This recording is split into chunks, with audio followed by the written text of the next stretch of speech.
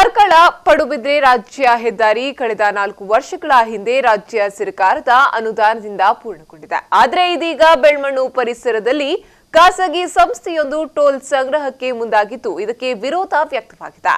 ಇಂದು ನಾಗರಿಕರು ಇದರ ವಿರುದ್ಧ ಬೃಹತ್ ಪ್ರತಿಭಟನೆಯನ್ನ ನಡೆಸಿದ್ರು.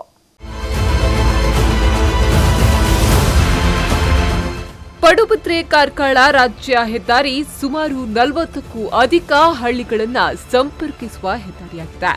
ಆದರೆ ಈ ರಾಜ್ಯ ಹೆದ್ದಾರಿಯಲ್ಲಿ ಟೋಲ್ ಸಂಗ್ರಹ ಮಾಡಲು ಖಾಸಗಿ ಸಂಸ್ಥೆ ಮುಂದಾಗಿದ್ದು ಇದು ಈ ಭಾಗದ ಸಾರ್ವಜನಿಕರ ಆಕ್ರೋಶಕ್ಕೆ ಕಾರಣವಾಗಿದೆ. ಟೋಲ್ ಸಂಗ್ರಹ ಪ್ರಸ್ತಾಪ ಕೈಬಿಡಬೇಕು ಎಂದು ಟೋಲ್ಗೇಟ್ ಸುಂಕ ವಸೂಲಾತಿ ಕೇಂದ್ರ ಹೋರಾಟ ಸಮಿತಿ ವತಿಯಿಂದ ಬೃಹತ್ ಪ್ರತಿಭಟನೆ ಬೆಳ್ಮಣ್ಣು ಪರಿಸರದಲ್ಲಿ ನಡೆಯಿತು.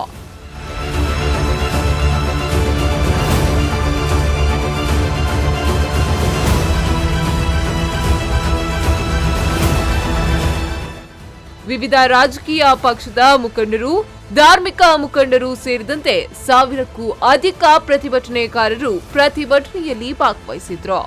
ಈಗಾಗಲೇ ಸುರತ್ಕಲ್, ಹೆಜಮಾಡಿಯಲ್ಲಿ ಟೋಲ್ ಸಂಗ್ರಹ ನಡೆಯುತ್ತಿದೆ.